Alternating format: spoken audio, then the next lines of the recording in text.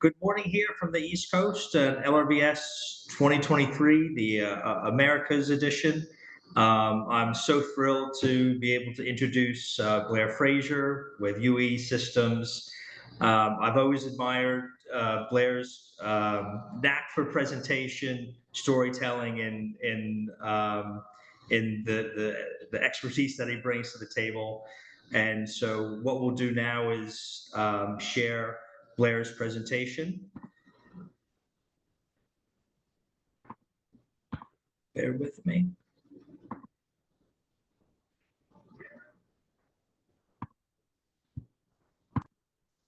And then we'll have time for Q&A afterwards. Hey, good morning, everybody. My name is Blair Fraser. I'm from UE Systems. If you're not aware of UE Systems, we're the market leader in ultrasound solutions. We focus on industrial ultrasound. We firmly believe that everybody should have access to the tools and support needed to operate a safe, reliable, and efficient facility. And what we're going to talk about today here is unleashing the power of wireless autonomous bearing monitoring and lubrication. It's a bit of a tongue twister. And the key words are there, of course, the wireless part, but what is autonomous bearing monitoring and lubrication? And what I'm going to talk about here is, that famous P to F curve that most of us know around, the P as defined by Nolan Heaps as that identifiable physical condition. So something that has to go wrong in order for us to detect it. And that's in the IoT space, that's what I call the race to detect an issue. And we're not here to argue whether vibration or ultrasound, infrared, whether those techniques are superior to the other. They do really complement each other. And more importantly is where I see a lot of us maturing in this space is really focusing on not letting that defect to happen in the first place. If we don't have a defect to detect, we don't have to race to the P. Some people now call it the D to I to P to F curve, design to the install. And really, what we're trying to do is remove that failure from happening in the first place. And why is that important for us in this group? Is well, because up to 80% of premature bearing failures can be traced back to a problem with lubrication. That's a staggering number. Now, that's one study. A lot of studies out there, and regardless if they come back at 60%, 70%, 80%, it's still a large number of why bearings fail. And of course, when a bearing fails, your equipment fails. And they say about 50% of equipment failure is caused by bearing issues. So you start to do the math there. You start to see how impact of what is presumably seems like a simple task of greasing a bearing can have a very, very big impact on the operations in your facilities.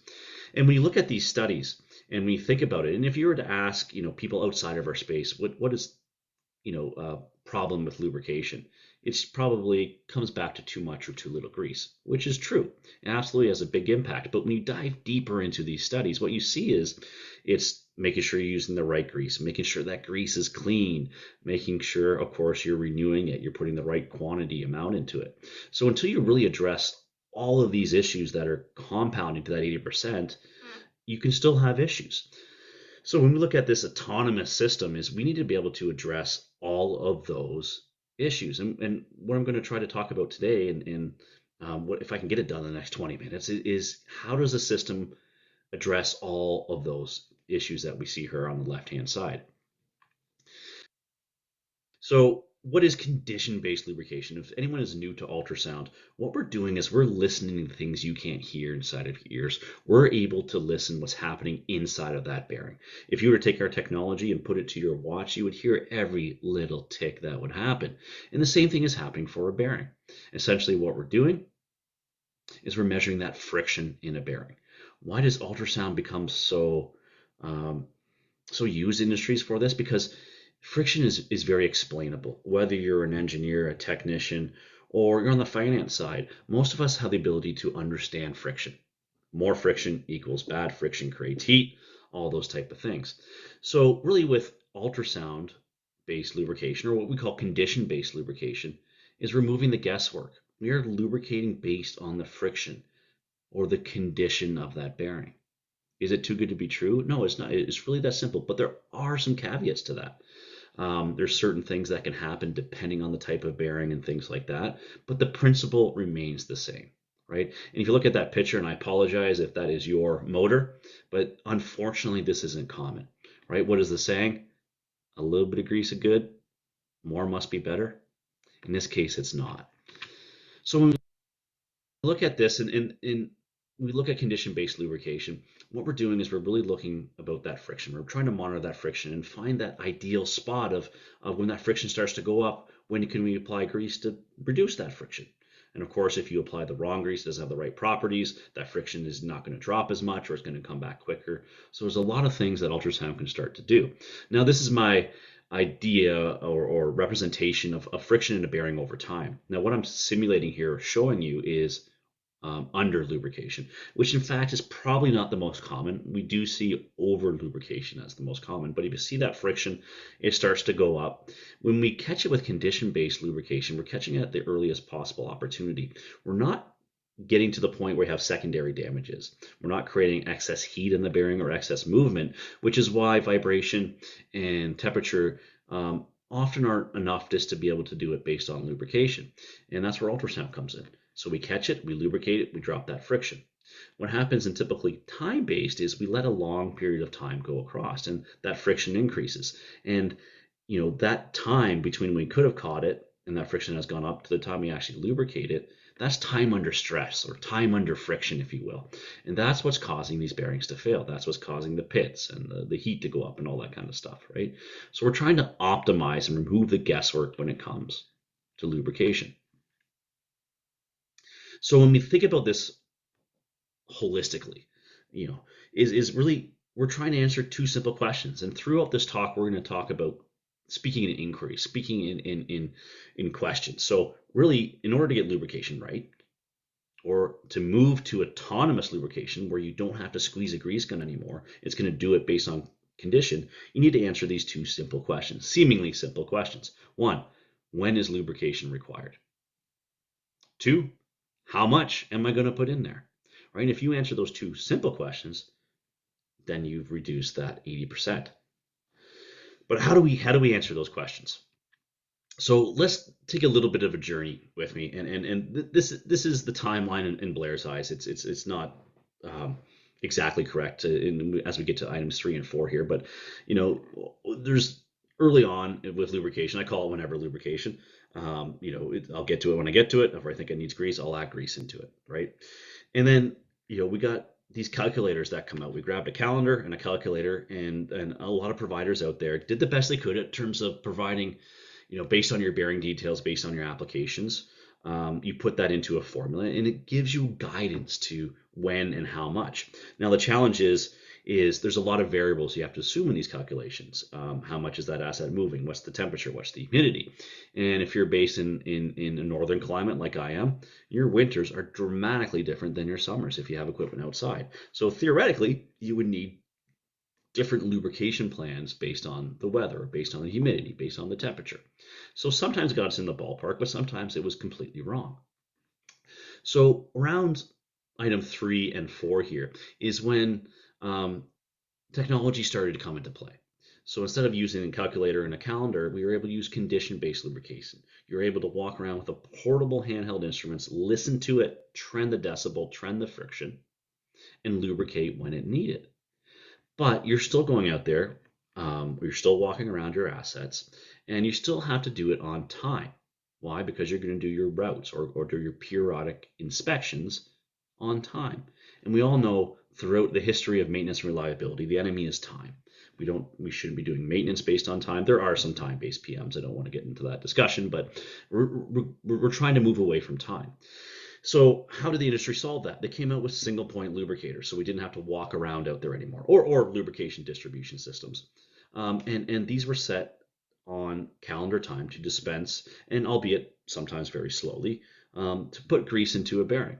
But we're still basing it on time, even if it's a drip system, meaning it's going to put a little bit of amount every day, every hour, whatever it's going to be. Some of them got a little more sophisticated to add some sort of technology to help determine some of the variables, like runtime. Well, if the asset's off, I can use a vibration sensor to detect when the asset's on or off, and then I won't lubricate when it's off, right?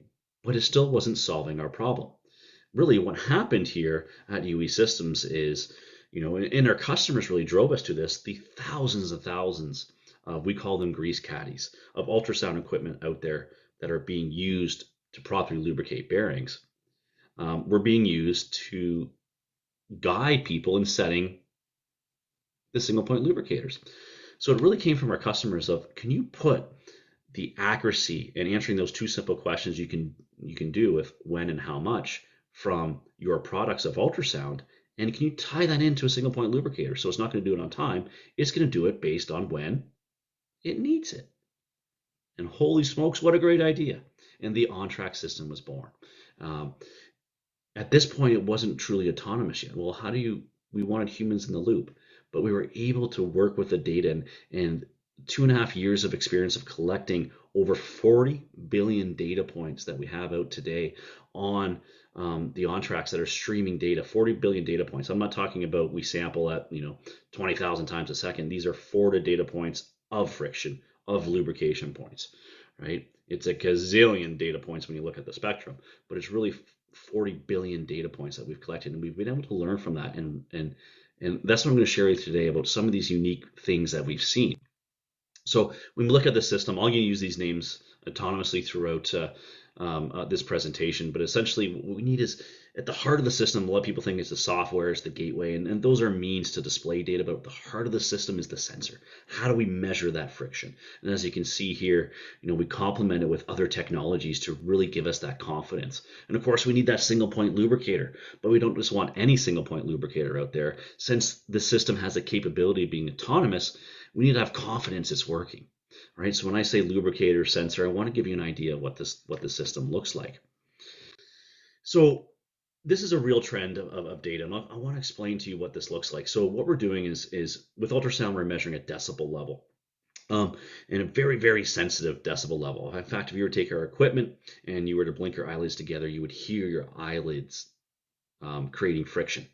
Now, you take that industrial environment, you don't want somebody walking by your bearing and blinking their eyes, and all of a sudden you have spikes. So what we do is we patent the technology around auto sensitivity. So one of the things with ultrasound is, yes, can you measure in that high frequency domain, but how sensitive, how little of a change can you measure in that bearing?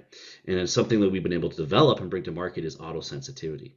And anyone that has ultrasound, you're probably familiar with adjusting your sensitivity. Well, with these sensors, you need to be autonomous. You can't go out there if you have a slow speed bearing, or you change your bearing from what was once bad to good. You need to be able to adjust that. So we built in auto sensitivity. So when we look at this chart, what you have is that green line on the bottom, that's ideal friction. That's what we ideally want this bearing operating at. If you look at that dashed blue line, that's the ISO alert limit for it needs lubrication, which is 8 decibels over that baseline. And then 16 is the yellow, which is a warning. And then off the chart is red, which is critical, and it's walking down the hallway. So if you look at that blue line, solid line with the orange line going through it, that's the friction in the bearing. Why is there an orange line in between? Because what we do is we average that out. That's something we've learned is friction is very subjective to process and things like that. So we have a unique way to average that out to give us a nice line. And what you see is that friction line goes up, grease is added, and it drops down, right? Over time, right? Proper bearing lubrication does take time. It's not going to squeeze a whole bunch of grease in there, watch that temperature rise. It's very methodically putting grease in. And it really becomes as simple as that. We're measuring that friction and we're controlling the friction. So here's what we've learned is what happens if there's an issue with bearing, with the bearing. And this has been a challenge. So really, we're going back to answering a couple more questions here. 2 simple questions when it comes to the health. So we've talked about, how we can lubricate that bearing autonomously by using the friction. But what if there's a defect? So by answering what is my bearing friction and how much impacting is there in that bearing, we can get a sense of whether it's a lubrication issue or a failure within that bearing. Very, very important to distinguish those two. And so what we learned is around how we process that ultrasound signal. And it's one thing we've learned is This technique only works for online. So if you were to take this data periodically, you would need a gross amount of data points. Now, if you're taking this data online, it's very easy to collect a lot, not necessarily a lot of data, but a lot of samples in a repeatable fashion. So what we do is when we have these systems out there, we're in a learning mode. We set our initial baselines as we would with any of our equipment, but these other variables I'm going to talk about only come after we've learned about how that asset or that bearing normally operates. And there's things in if you're in the vibration space, you'll understand these, the max peak, kurtosis, correct factor in an RMS, right? They make sense, but it wasn't until we combined them with historical data did we really truly learn how to come up with these two variables. Friction sense, so the friction level in the bearing. What is my friction and what is the impact sense? The impacting severity. And if you can differentiate between those two in a repeatable fashion, you really have a unique way of looking at the health and lubrication needs of your bearing. So let me walk you through this really quickly. Let's take a look at this chart. This is from our program called Spectralizer, which we use with our handheld instruments. So these are data taking on a route based. And if you look at this time waveform, so we're looking at the time series data about taken every 22,000 times per second, right? And what we're seeing is a high level of friction in here. But if you look at the spikes, that's what's concerning. So we know when a bearing needs lubrication, there's a lot of impacting that can happen, right? Which will elevate our friction level, but we don't understand why. And when we start to get that data from these online or permanent mount systems, we can see. So on the left-hand side, a good bearing correctly greased, that friction level drops and the impacting severity drops significantly. When we look what happens when we lubricate a bad bearing, well, first of all, our friction level is higher. The impacting might not be as high because the friction level is so high, but after we lubricate, that that impacting, or what we call impact sense, is still high. So while we still reduce that friction, we know there's an issue in that bearing, and chances are that friction is going to elevate really quickly back in time. So we can start to look at this data in a unique way. We can start to look at it, what's my friction? Well, in this case, that friction on that lubricating that bad bearing did drop, and it dropped to likely a good level. But what's happening is that impact level is still very severe, right? So you can imagine this system that's out there lubricating your bearings on your behalf, using intelligence, using friction as its guide, but also giving this impact. Hey, I've been lubricating this bearing, but my impacting's off the charts. There's something going wrong with this bearing. Lubrication, and what we found over the years is lubrication can mask a failure, can mask impacting, but it's never going to solve that issue. The analogy I use is like filling a pothole, right?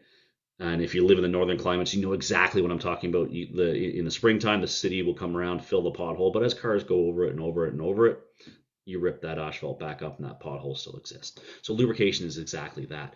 So we're able with this autonomous system is not just lubricate, but move towards the health side of it as well. Identify what is the health or the longevity of this bearing. And of course, one thing I don't want to overlook is our human senses. So we look at autonomous systems as, it's going to go out there, it's going to lubricate based on friction, and you put some guidelines that have it knows, or we put in the type of bearing, the max bearing capacity. So regardless of the friction, it's not going to sit there and dispense a whole cartridge of grease into that bearing. Nor if that friction starts to go up while it's lubricating, it's an indication it's over lubricated already. It will automatically stop. So it truly is autonomous out there. But just being able to hear your bearings is pretty insightful. And I guarantee if you were to listen to bearings and I was to play some audio files from an ultrasound perspective of bad bearing, good bearing, you'd be able to pick out which ones are bad just by using your senses, your intuition. So we thought, well, if this system is out there autonomously, how do we have the ability to be able to hit a button wherever you are? And could you imagine just being able to get your phone and going, you know what? I don't like that impacting on that. Let me just listen to that bearing in your room. Say, hey, you guys hear something wrong with that bearing? That's exactly what we want to compete or be able to do with this system. So while it's out there autonomously, you can still check in. You can still listen to those bearings everywhere. And my recommendation is don't underestimate the value of your human senses. As much as technology is great, I love it. We built some pretty unique technology here. The ability just to be able to listen in is still very, very valuable. And one thing we've learned with ultrasound is vibration is very complementary. to it in this space. So where ultrasound is really good at bearing defects, lubrication, things that happen to the asset, so unbalanced, misalignment, looseness, often show up in the vibration or the lower frequency before it shows up in the higher frequency. So what we were able to do was combine the sensor and be able to give us additional enhancements or confidence in it by putting vibration in there. I'm not going to get into the details of this.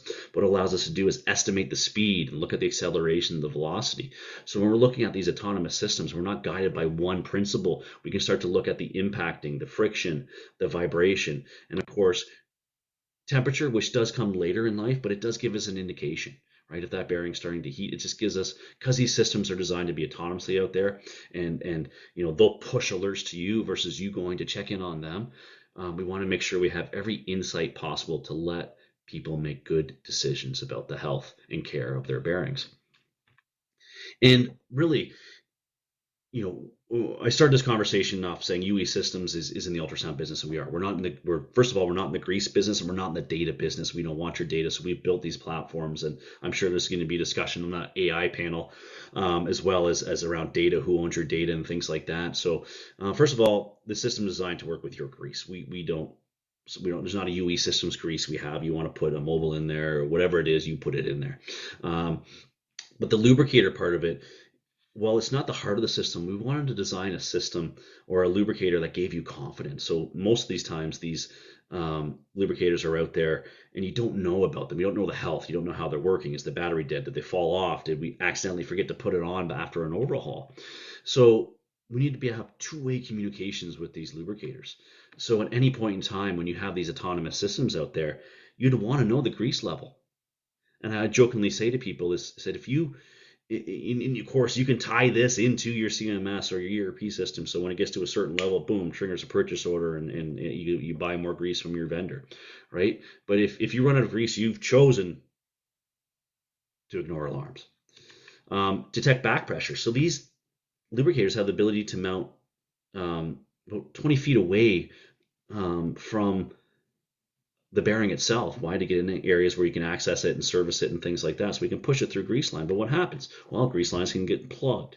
They can fall off, right? So there's a lot of things that can happen there. So we have a back pressure. So it is self-serving, so it's designed not to blow itself off in terms of the lubricator, but we don't want it sitting there and trying to push a slug of grease through and blow the seals right off the bearing. So it'll stop and say, hey, on your boiler feed water pump 9 drive end, the lubricator has a back pressure issue. And ensure grease is reaching the bearing. And this is something we were able to patent a while ago. And what we found is, based on the churning or how grease enters that bearing, there's a momentary increase in friction and impacting that we can see.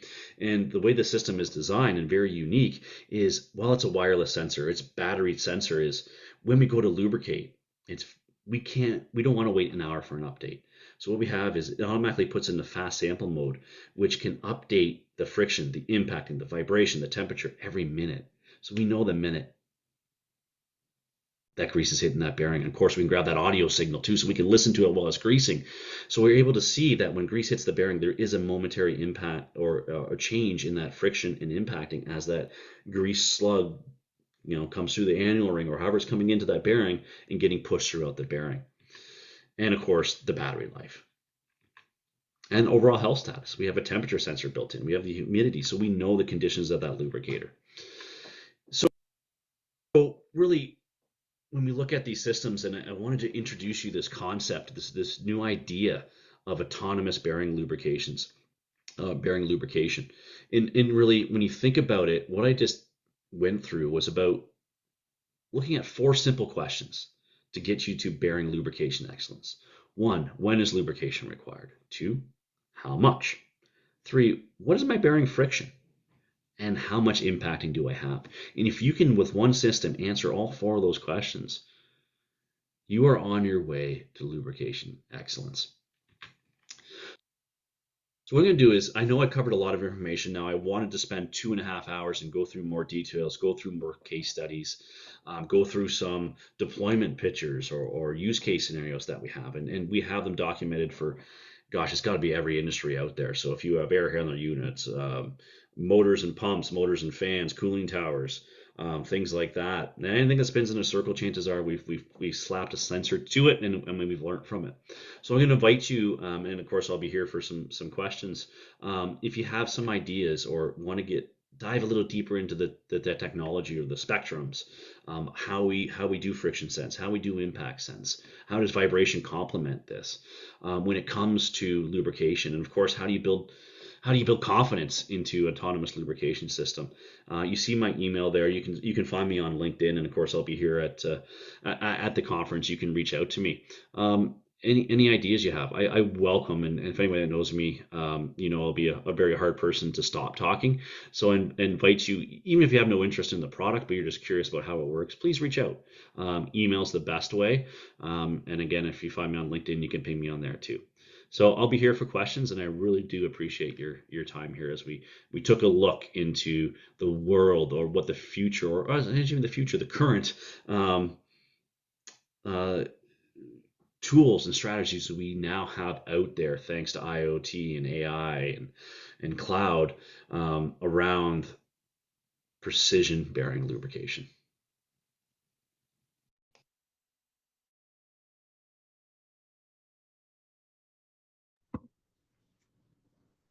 Hey, Blair, thanks so much for that amazing presentation. We have some time for a few questions. We have them rolling in already. So just unmute yourself, and I'll read this first one Perfect. from Breno. So is the ultrasound technology applicable to oils as well? So not only grease applications?